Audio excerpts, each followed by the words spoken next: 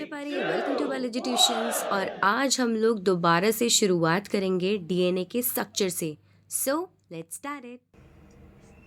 पेंटो sugar, ठीक है, 5 chain membered, and then after ये फर्स्ट पोजीशन होती है। जहाँ भी मैंने नाइट्रोजनस बेस को ऐड किया है वो फर्स्ट पोजीशन होती है, ठीक है। देखो भाई, आप लोग स्ट्रक्चर कैसे भी ड्रॉ कर सकते हो, बस अरेंजमेंट सही होना चाहिए।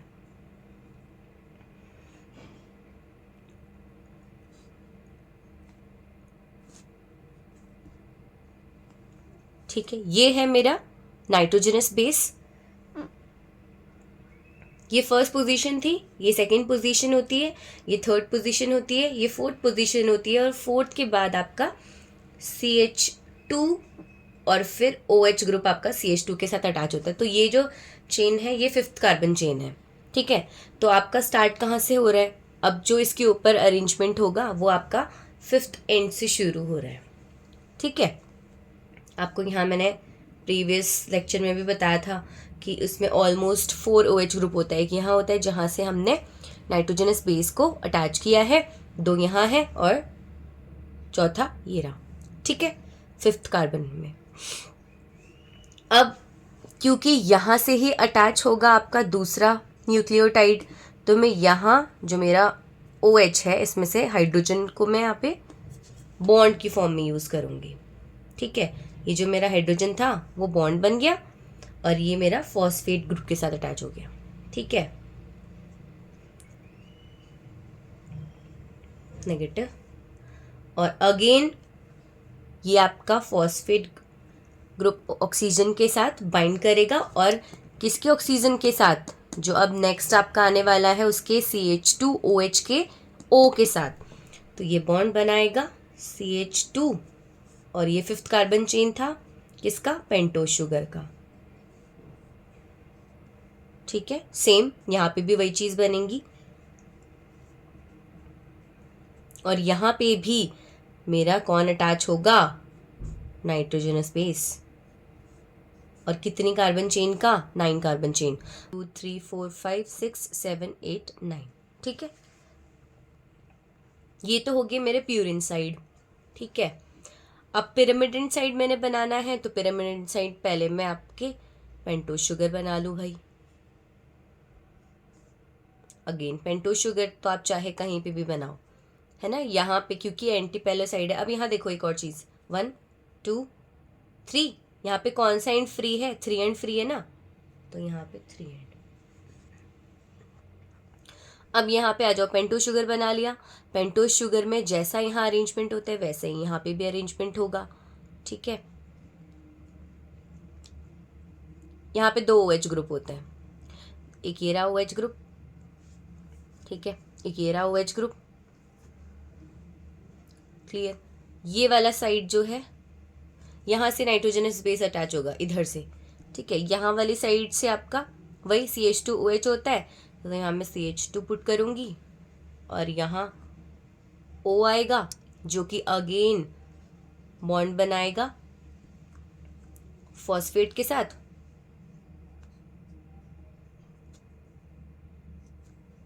ठीक है। और कौन सा फॉस्फेट होगा? ये जो ऑक्सीजन होगा ये कौन सा ऑक्सीजन होगा? ये नेक्स्ट जो आपके पेंटोज शुगर का ऑक्सीजन है वो वाला होगा, ठीक है। कौन सी पोजीशन का? 3rd पोजीशन का,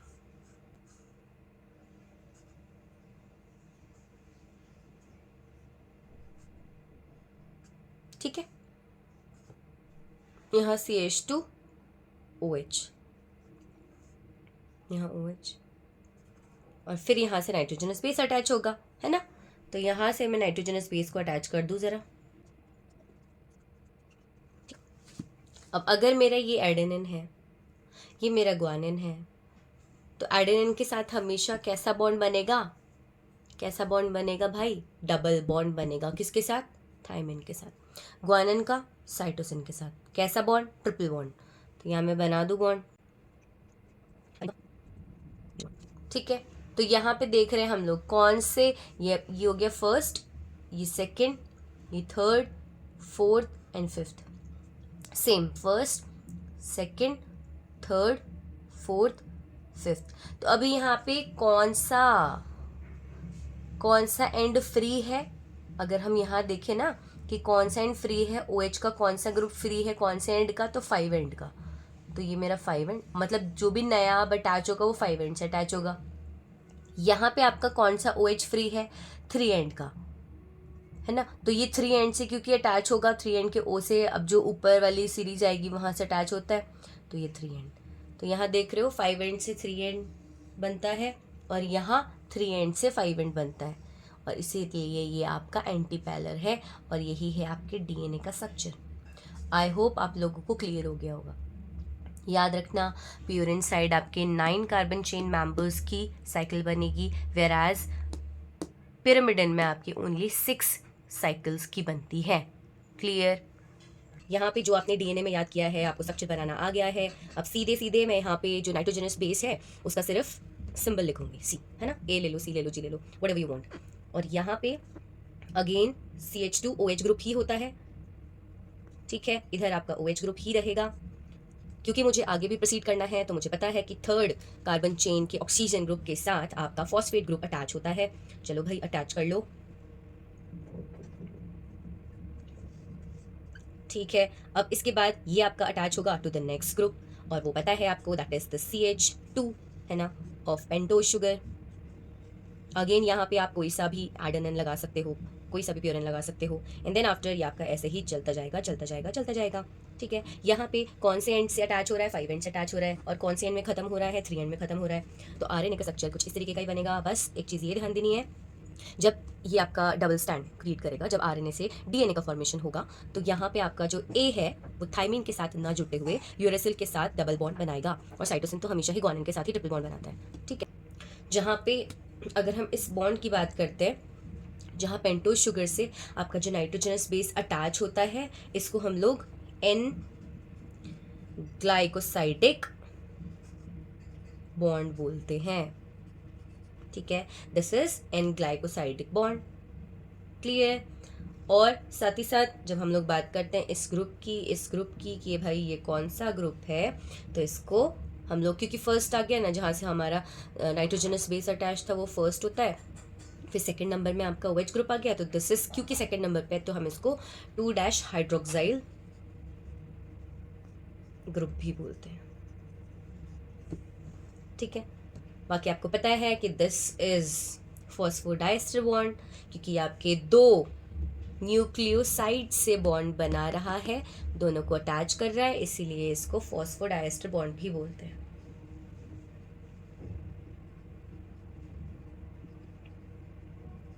ठीक है। क्या तो 1953 में जेम्स वॉटसन एंड फ्रांसिस क्रिक,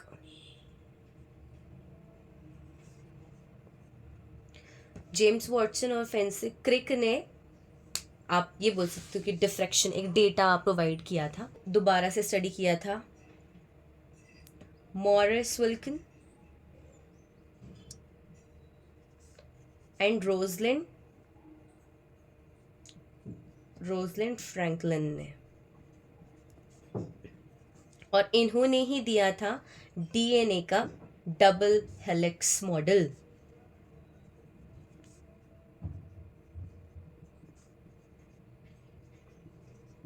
ठीक है।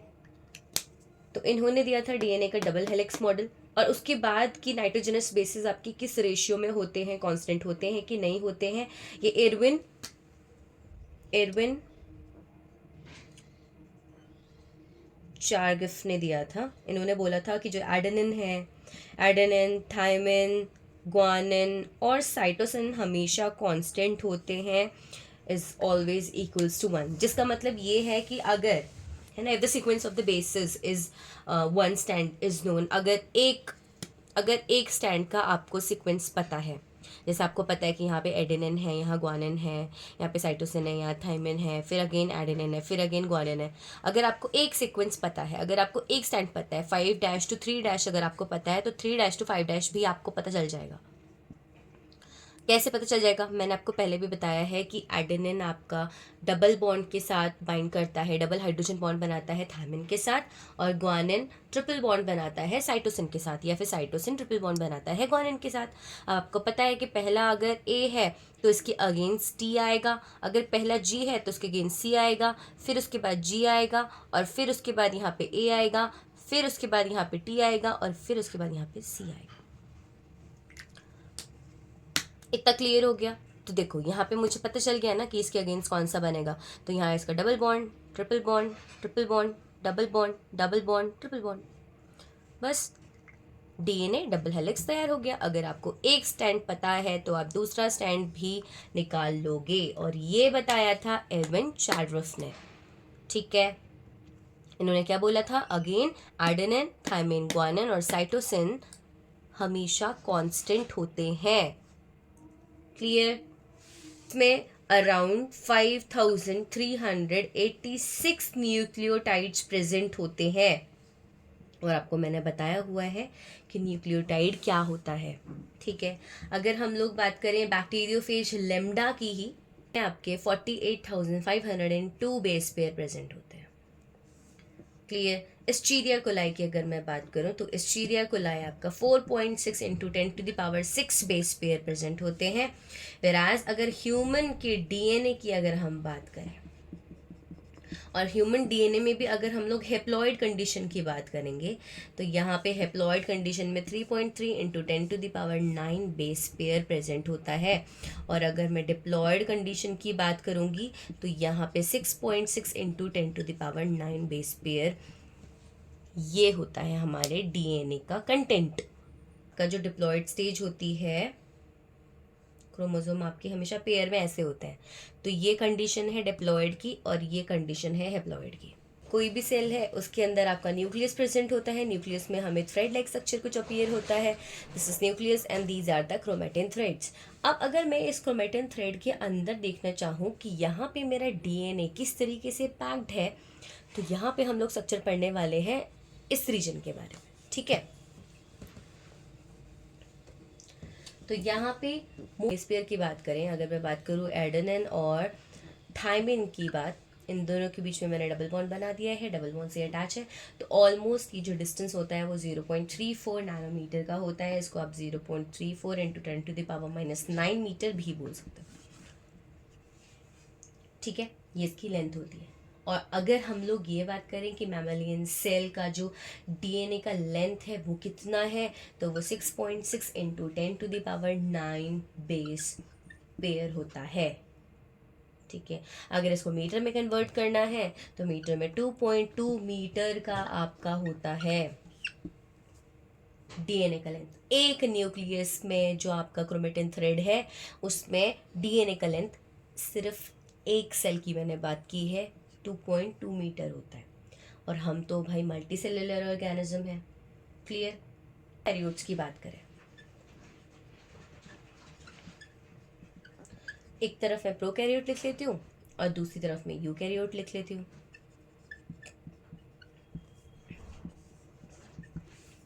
अगर मैं प्रोकैरियोट की बात करूंगी तो प्रोकैरियोट में क्योंकि कोई वेल डिफाइंड न्यूक्लियस प्रेजेंट नहीं होता है, यहाँ पे जो डीएनए होता है वो बिल्कुल स्कैटर्ड फॉर्म में होता है, और आपको ये पता होना चाहिए कि डीएनए आपका नेगेटिव चार्ज कैरी करता है, जैसे कि मैं पहले भी आपको बता चुकी हूँ, डीएनए नेगेटिव चार्ज कैरी करता है।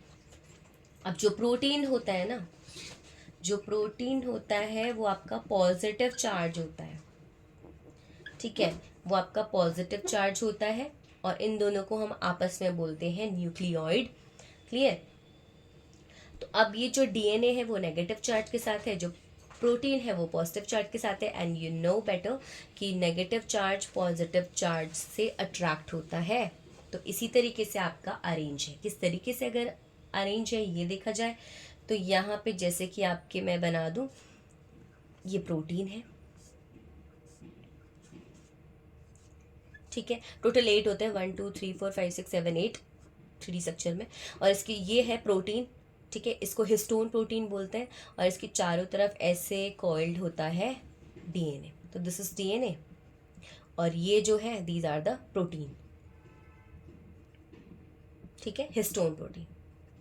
और इसको H1 हिस्टोन प्रोटीन भी बोलते हैं। क्लियर? और ये जो स्ट्रक्चर दिख रहा है अभी, जहाँ पे H1 हिस्टोन प्रोटीन भी है और उसको चारों तरफ से वाइंड अप किया हुआ है डीएनए ने, तो इसको बोलते हैं न्यूक्लियोसोम।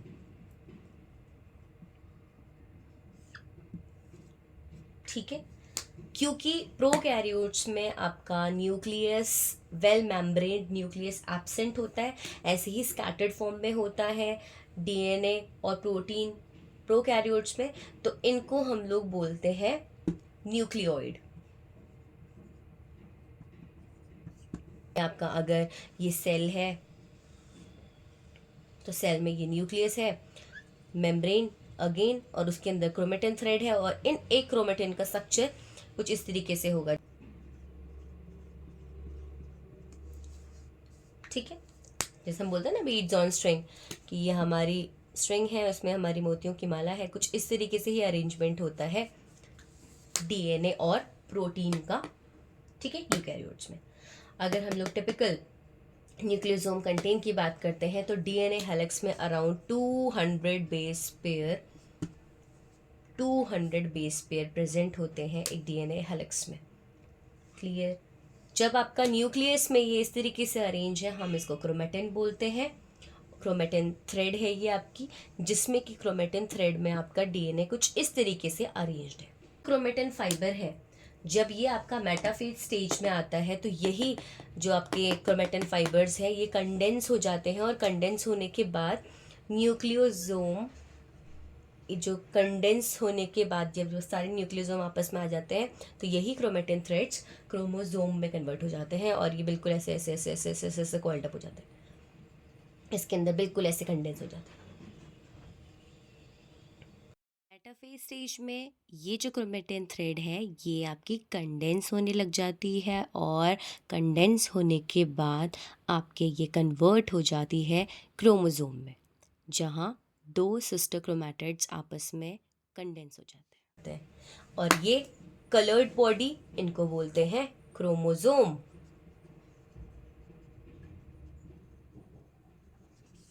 जहाँ पे क्रोमा मीन्स होता है कलर्ड, और जोम मतलब होता है बॉडी।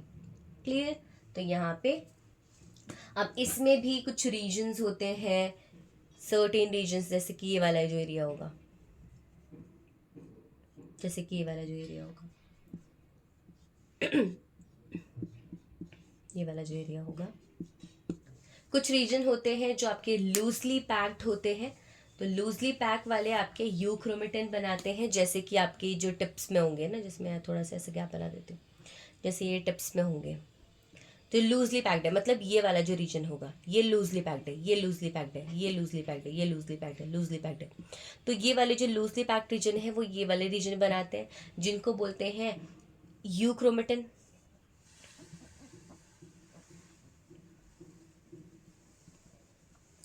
ठीक है?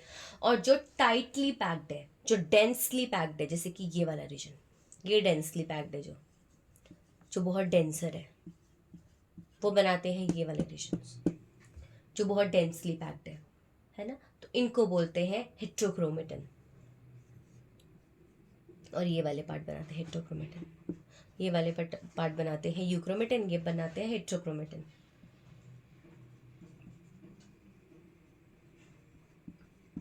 ठीक है? इसमें ये भी बता दो मैं, इधर भी आपके यूक्रोमेटिन प्रेजेंट होते हैं, जहाँ जहाँ मैंने खाली स्पेस बनाया है वहाँ पे यूक्रोमेटिन प्रेजेंट होंगे, और जहाँ जहाँ पे आपके ये डेंसली पैक दिख रहे हैं ये आपके हेट्रोक्रोमेटिन्स होते हैं।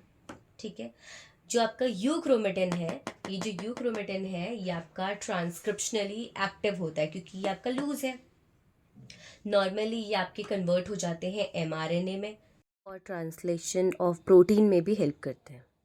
जो क्रोमेटिन होते हैं, क्योंकि वो आपके लूजली अरेंज्ड होते हैं, लूजली पैक्ड होते हैं, तो इनमें जो स्टेन आता है वो हल्का स्टेन आता है। जब हम इनको स्टेन करते हैं, जब किसी भी सेल को स्टेन करते हैं, तो जो लाइट रीजन वाले होंगे, जो लाइट कलर शो करेंगे, वो आपके यूक्रोमेटिन होते हैं। ये आपके लूजली अरेंज्ड होते हैं, और ये आपके कन्वर्ट हो जाते हैं इनटू एमआरएनए जब ट्रांसक्रिप्शन होता है, और फिर उसके बाद यही हेल्प करते हैं प्रोटीन सिंथेसिस में, मतलब प्रोटीन फॉर्मेशन में यही हेल्प करते हैं। ये हेटेरोक्रोमेटिन्स है, ये बहुत डेंसली पैक्ड होते हैं और ये डार्क स्टेन प्रोवाइड करते हैं। ये आपके इनएक्टिव होते हैं, मतलब ये ट्रांसक्रिप्शन शो नहीं करते हैं, ना ही ये mRNA बनाते हैं और ना ही ये आपके प्रोटीन फॉर्मेशन में हेल्प करते हैं। और ये आपके प्रेजेंट होते हैं यूकैरियोट्स में, ठीक है, यूकैरियोट्स में। ओके बच्चे पारी, तो आज की क्लास हम यहीं पे ओवर करते हैं और कल हम लोग देखेंगे कि कैसे कौन कौन से एक्सपेरिमेंट किए गए थे इन जेनेटिक मटेरियल्स को फाइंड आउट करने के लिए। Till then take care, bye bye and take care.